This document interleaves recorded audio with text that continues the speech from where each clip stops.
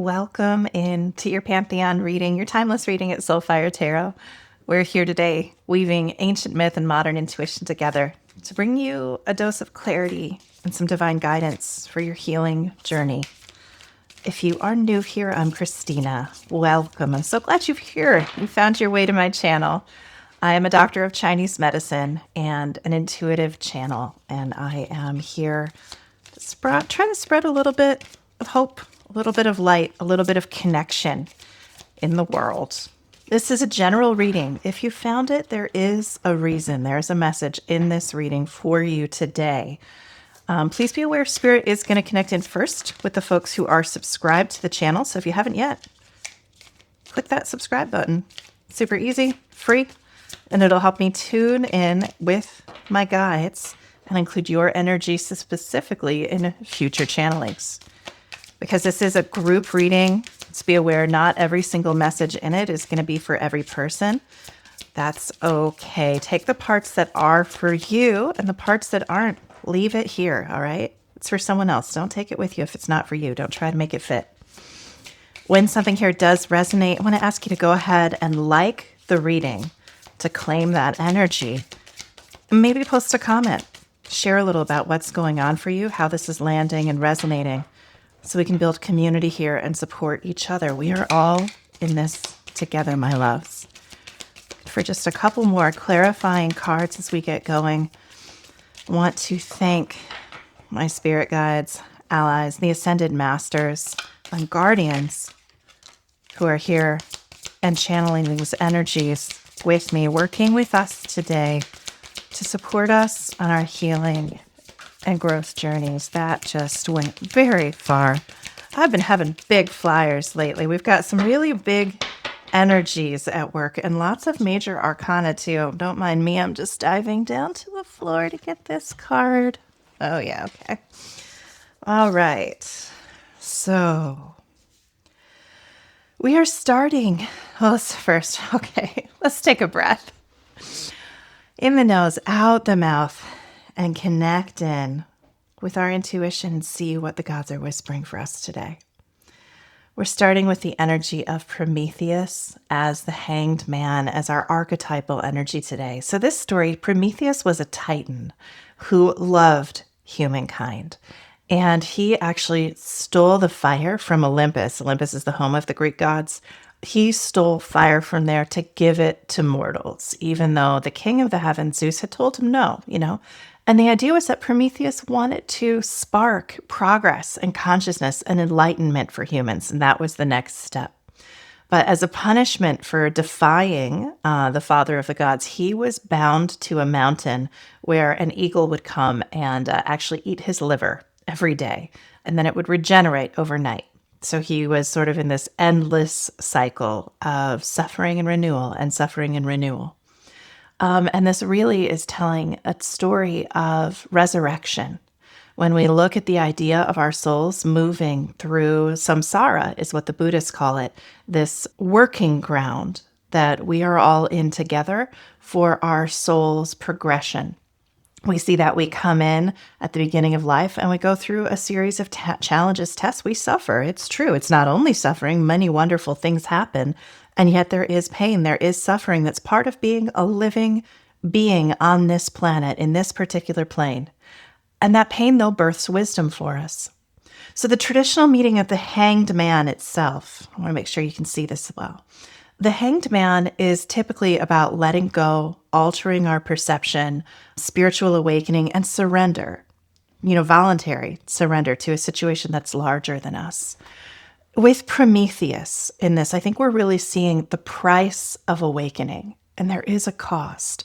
As we are looking at this idea of post-traumatic growth, of allowing the things that have hurt to be where we grow, to be where the light enters. As Rumi says, the wound is where the light enters, right? So there is a cost to awakening. And this is the being, this consciousness hanging between heaven and earth. Suffering, right? Allowing ourselves to alchemize our suffering, the challenges we've had, in order to gain insight that serves the collective, so that we can take our wisdom and our insight and we can help others. So then this bondage is actually initiation. He is suspended in between action and the consequences of his action.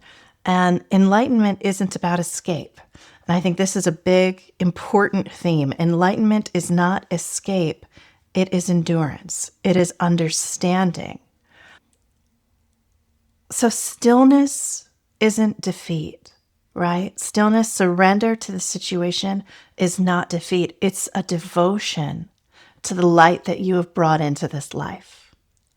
Allowing that the circumstances we're born into, the circumstances and situations we find ourselves in, there's a reason for that for our spirit.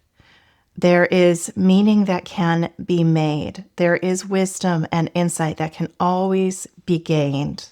And we see here, so as the cards came out, these two came face up, Temperance and the Empress. Temperance speaks to internal alchemy in many ways, to this balance and combining of, see, we have here yin and yang, of the positive and the negative, of heaven and earth, of the spiritual and the physical. We're finding that balance in ourselves as we look at this notion of, right, suffering versus insight, action versus intentional passivity. And then we have here the Empress. This is the energy of abundance, of fertility, of nature, of the cycles of growth, of receiving. This is pure yin energy. So we're allowing ourselves to alchemize within the yin in a time of waiting, in a time of allowing things to be fertilized, to grow, to come toward us. This is similar to a couple days ago. We had a lot of energy that had to do with the day you plant the seed is not the day you harvest the fruit. And this is similar when we look at this Temperance and Empress energies together. Now let's see with our, ooh la la, okay, we have a lot of swords going on today. So there's something that is really on your mind.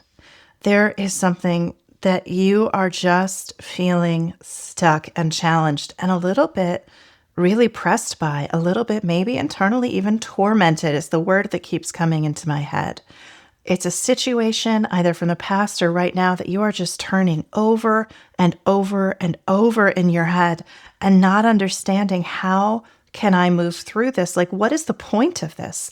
Why, am I being punished? And no, by the way, is the short answer. No, that's not how karma works. That's not the idea. There's not a group out there saying, oh, that person was a turd, let's make it really awful for them. That's not the nature of the universe. That's not the nature of spirit. There is action and reaction. When we look at karma, karma is the way actions and reactions over this lifetime, over many lifetimes, how those energies shift, interact with the world and the universe, and are now showing up. There is an aspect of consequence there, but it's a consequence in that an action is followed by another action, right? So things that happen, other things are going to happen in response. That's the notion of karma. So we have the Nine of Swords in reverse and the Eight of Swords in reverse. This makes me think that because they're in reverse, so Nine of Swords is just kind of being stuck in your own waking nightmare in your thoughts.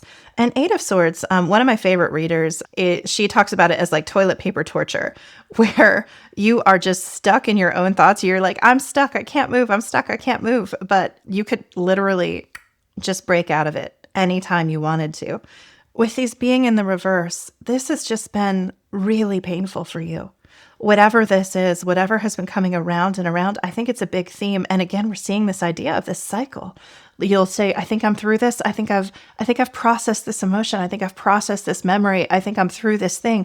And then there it is the next day popping back up. Okay, I'm going to work on it again. I'm going to work on it again. I'm going to get through this. And then there it is again, popping back up. And especially when we're looking at rebuilding our lives after the hardest things have happened, especially when we're looking at complex trauma, at intergenerational trauma, at the wounds that have been in our family and have been given to us by others, and especially in relationship, we see that we have these developed patterns and ways of being that just come back around and around and around again. And it's so painful to feel stuck inside that. And so we have then this opportunity, right? The opportunity shining here is Temperance and the Empress, that you can actually turn this around, but you're stuck right now.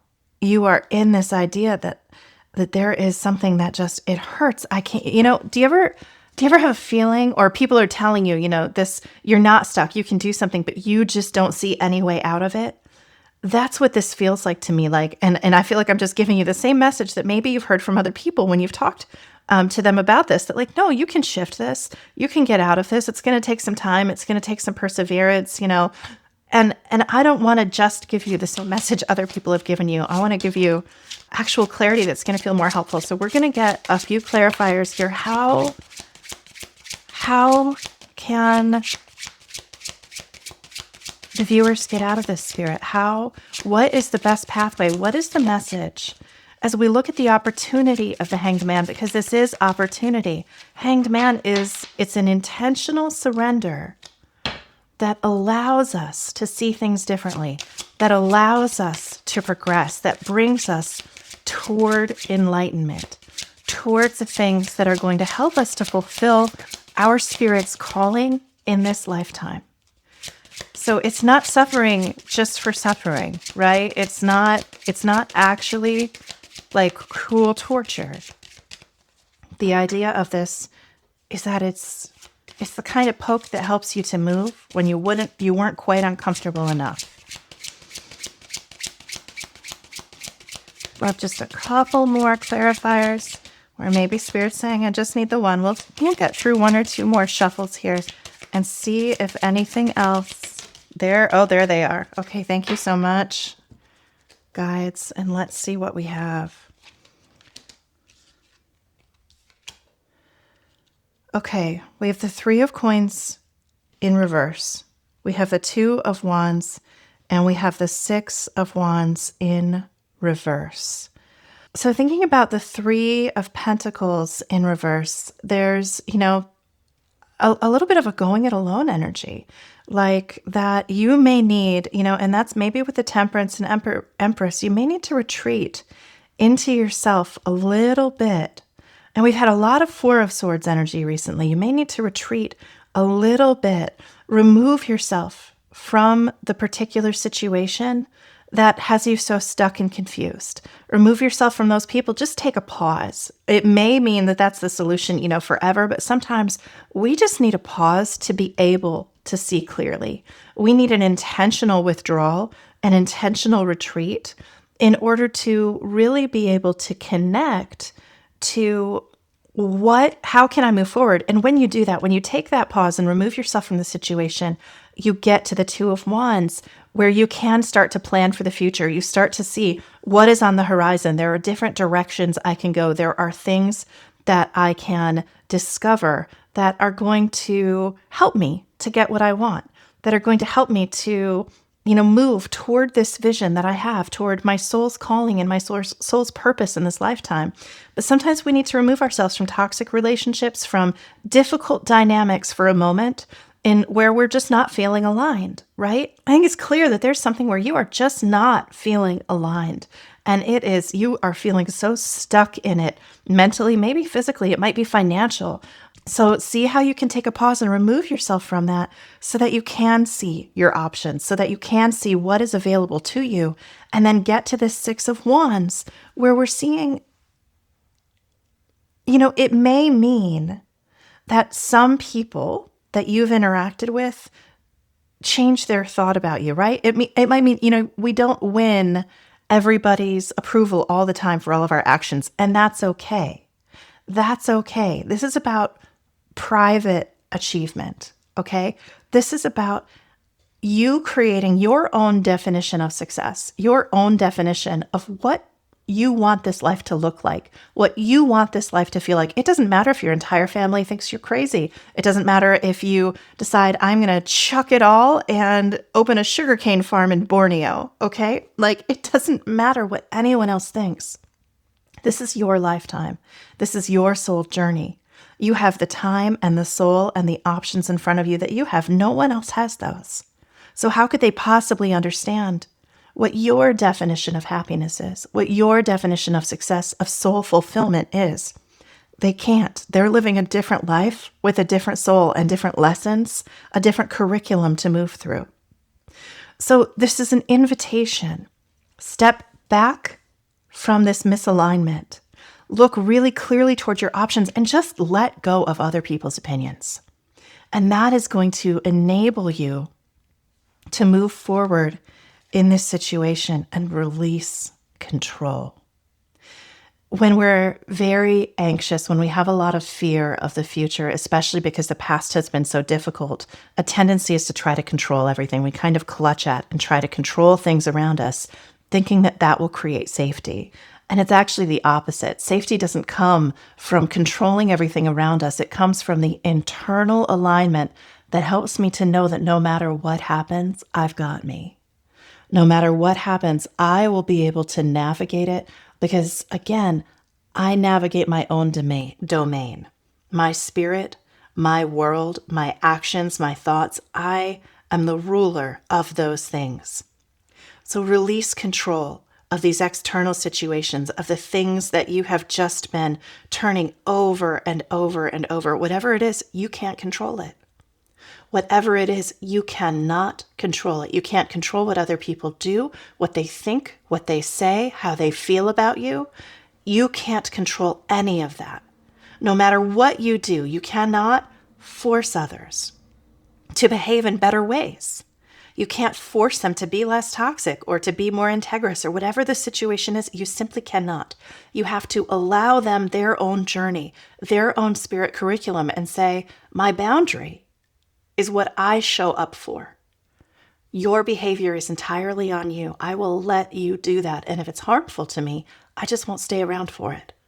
I will move myself to greener pastures where the earth is fertile, where I can actually grow things and move myself toward who and what I most want to be. That is the control that's available to you. Everything else is out of your control. And at first, that can feel so scary. But I promise you, friends, as you master this, it becomes the essence of freedom. The essence of freedom and joy and real love when you realize none of this is up to me. None of this is under my control.